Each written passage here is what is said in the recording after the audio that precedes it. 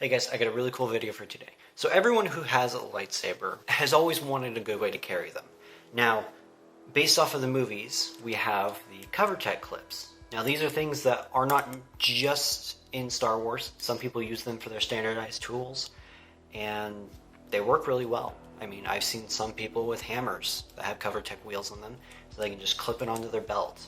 I have the standard ones where you have to push the two buttons on the sides in order to release the saber. There are some where they just slot in and just sit there, kind of loose. Now, I don't like things that swing on my person. It's one of my biggest pet peeves. I like to make sure that things are secure. And if you're a guy, it's kind of dangerous. So I wanted a solution to where I didn't have to worry about that, and possibly even be able to run with a saber on my side. So I did a little bit of research, and I think I found the perfect thing. This is a pepper spray holster, but it works perfectly well with my custom saber. I'm not even kidding. Look at this. So put the bottom in, clips in. Now I'm not holding the saber at all.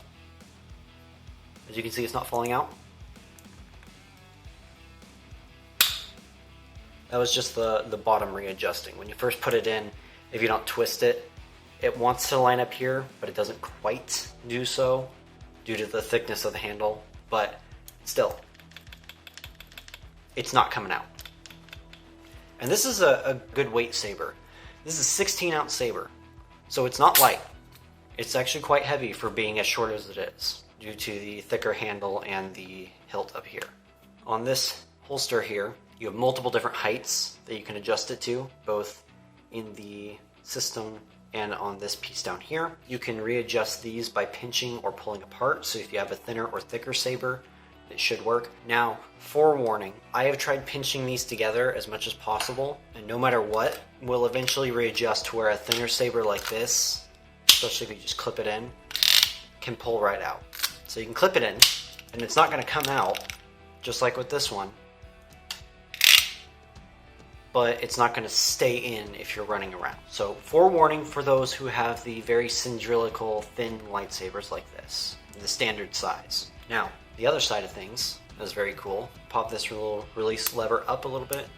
You have your standard clip. This thing is also adaptable for the Molly system. If you want to cosplay as a Jedi airsofter or whatever, or you use a Molly system for a costume, it may just be for that. But inside the clip, you have the screw here, which allows you to rotate this back piece 360 degrees. So if you want to have this thing upside down on your belt for some reason, you can do that. If you want to have it on the side, say if you want to put it on the back of your belt to kind of hide your lightsaber under a cloak, you can do that. You can have it at pretty much any angle. This piece right here, this little nub, is adjustable. You do have to take off the screw, because you got to take off this entire back piece here in order to get that out without damaging anything. But if you can just pull it out, be my guest to try. I can't, and I don't want to damage it. So you can adjust it to any thickness of any belt. I like keeping it on the smallest one, even though I have a thicker belt, because that allows me to kind of pinch my belt so it doesn't move around as much, which is nice for me. As I said in the beginning of the video, I don't like things swinging around, so if I can have it as secure to my body as possible, amazing. So comparing this to this, it's a big difference, but I think it's worth it. Now let me show you this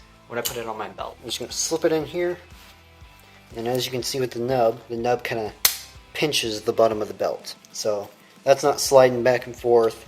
It may twist a little bit, but not too drastic of a change. And you just put the lightsaber in, do that, and then I have to click it to make sure it's resting in there properly. But other than that,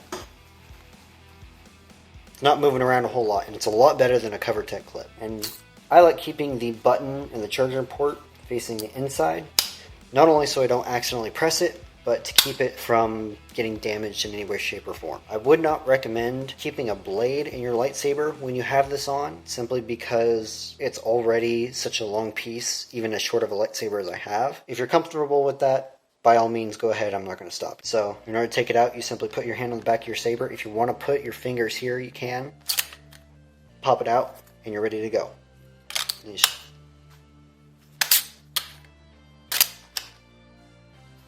It's super simple, it's very nice to use, and again, if these pieces ever feel like they're getting loose, just pinch them together and they'll tighten right back up.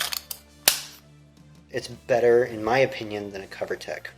Now you do have to deal with the whole piece standing out when you don't have a lightsaber on, but I believe the trade-off is well worth it. So that is the pepper spray lightsaber holster. I always have to laugh when I say that. I haven't done a run test with this yet, but I am confident enough that a heavy lightsaber like this is not going to go flying out. So if you guys are interested, the link will be in the description below. For those who do have thinner lightsabers, I'm going to leave a baton version of this in the description. I'll have them labeled. But yeah, I hope you guys enjoyed this short little video. I have something else. You kind of seen it in the video. I don't know if anyone noticed. There is something right here. You can kind of see a difference. That's going to be in a future video. So keep an eye out for that. I love you guys, and I will see you next time.